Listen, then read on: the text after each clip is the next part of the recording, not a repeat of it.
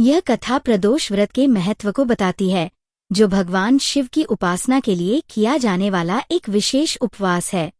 बहुत समय पहले की बात है।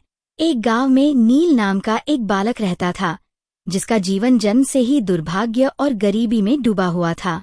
वह अक्सर भूखा रहता और गांव के बाहरी छोर पर एक टूटी-फूटी झोपड़ी में रहता था। गांव के लोग उसे अभागा और अशुभ मानते थे। वे उसे अपने पास आने नहीं देते, उस पर धूल फेंकते और उसे भगा देते थे। यहाँ तक कि बच्चे भी उस पर पत्थर फेंकते थे, जिससे उसके नंगे पैरों में कभी न भरने वाले घाव हो जाते थे। इस गहरे दुर्भाग्य के बीच नील के मन में आस्था की एक छोटी सी लौ जलती थी।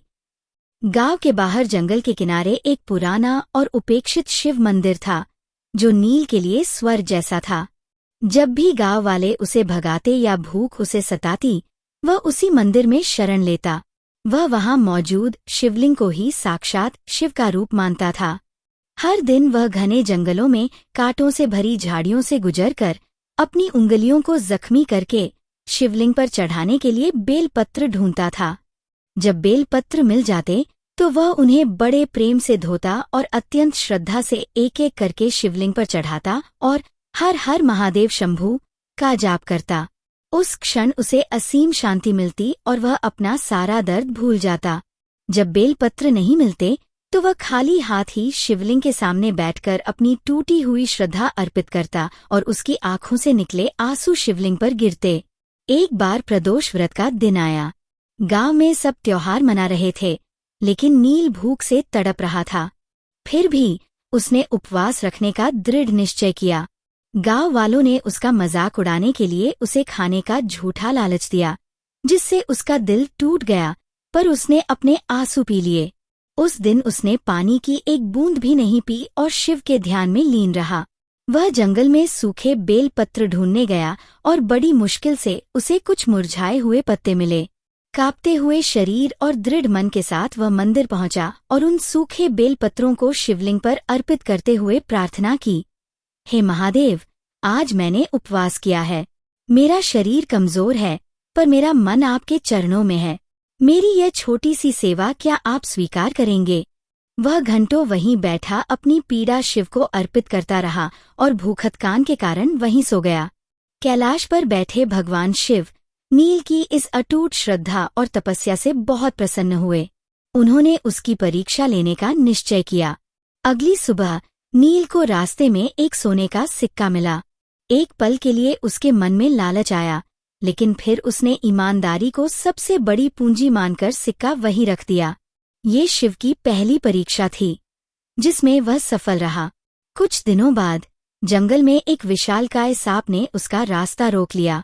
नील डर गया, पर फिर उसे महादेव पर अपनी आस्था याद आई।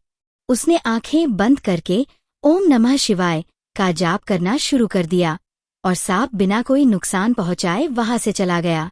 यह उसकी हिम्मत और विश्वास की दूसरी परीक्षा थी। उसकी सबसे कठिन परीक्षा तब हुई जब गांव के मुखिया का हार खो गया और लोगों ने नील पर चोरी का झूठा आरोप लगा दिया। उन्होंने उसे बुरी तरह पीटा, लेकिन नील ने दर्द सहते हुए भी किसी को अपशब्द नहीं कहा और मन ही मन शिव से न्याय की प्रार्थना करता रहा। बाद में हार कहीं और मिल गया और नील को छोड़ दिया गया। यह उसकी धैर्य और सत्यनिष्ठा की परीक्षा थी। एक बार नील बहुत बीमार पड़ गया। मौत को करीब महसूस करते हुए भी वह हिम्मत नहीं हारा और रेंगते हुए मंदिर तक पहुंचा। उसने शिवलिंग को छूकर प्रार्थना की कि वह आखिरी सांस तक उनकी पूजा करेगा। उस रात शिवजी ने उसे अपने दिव्य रूप में दर्शन दिए और कहा, पुत्र, तेरी भक्ति ने मुझे बांध लिया है। तूने हर परीक्षा में विजय पाई है। आज से तू मेरा पुत्र है और अकेला नहीं है। तेरे भीतर मेरी शक्ति का अंश है। जा और अपने जीवन को बदल डाल। अगली सुबह जब नील उठा तो वह पूरी तरह स्वस्थ था और उसका चेहरा एक दिव्य तेज से दमक रहा था। उसी समय गांव में चमत्कार हुआ। वर्षों से सूखा पड़ा कुआं पानी से भर गया। गांव के पुजारी को भी स्वप्न आया कि नील के कारण ही गांव का भाग्य बदलने वाला है।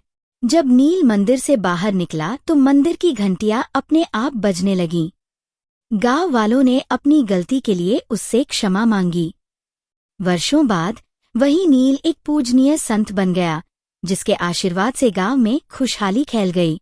और जब कोई किसी को अभागा कहता तो गांव वाले मुस्कुराकर कहते, कभी नील को देखो, तब समझ आएगा कि सच्चा भाग्य क्या होता है।